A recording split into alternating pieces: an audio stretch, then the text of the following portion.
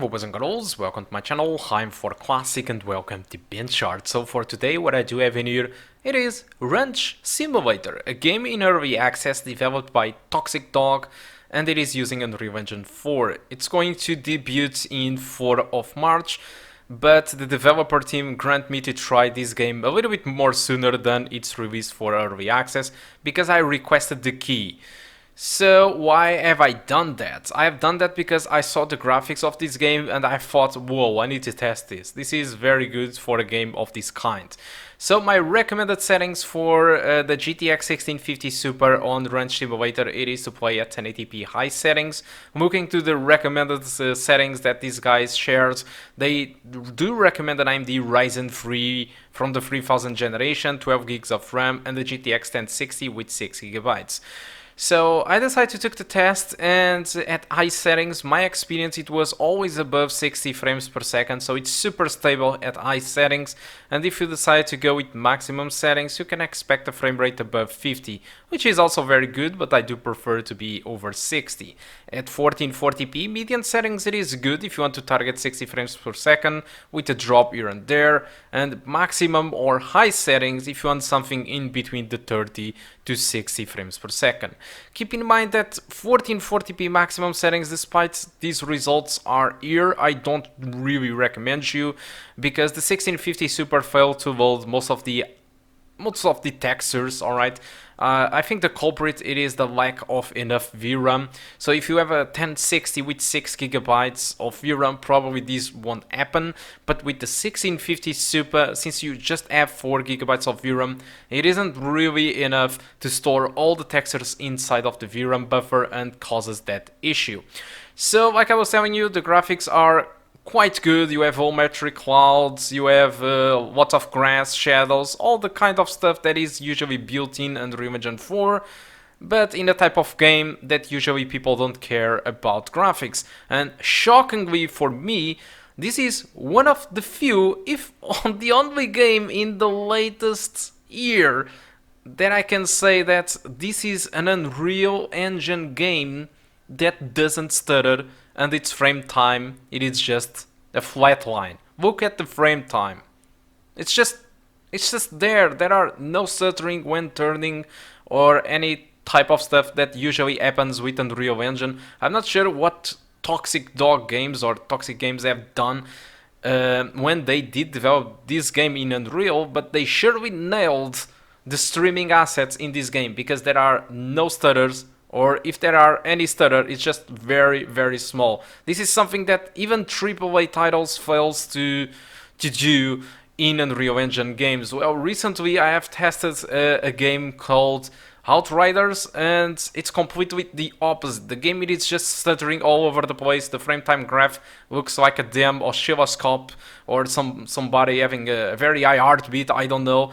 But for example, this Ranch Simulator, it is just a flat line. So congratulations for the team on that optimization. Also, this game, it is using DirectX 12, which might be a bad thing for older graphic cards, but for newer graphic cards this is good since it uses less CPU, and possibly it is also one of the reasons why the frame time graph, it is just fine overall. Alright, so I think performance wise, I think that's all that I want to talk. Now let's talk a little bit about the game. Since the developer team sent me the game, I feel the need to talk everything about it that I discovered in like 2 hours of gameplay.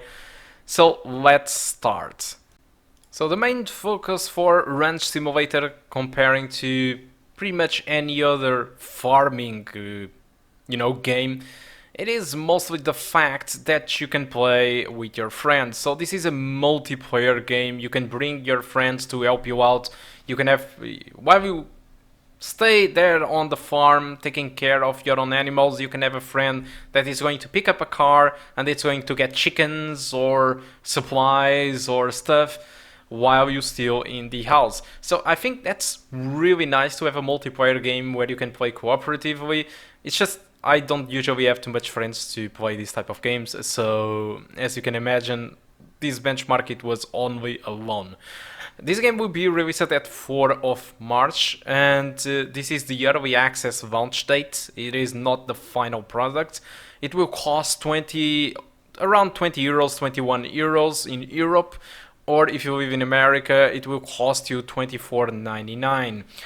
Pretty much what you do in this game, it is you are going to build a farm or a ranch. All right, you have to build a ranch. Your grandfather just left you a completely broken ranch. I just tear down its own house, and I decide to build a new ranch. This is one of the main quests that you have that you can finish in 1 hour or something.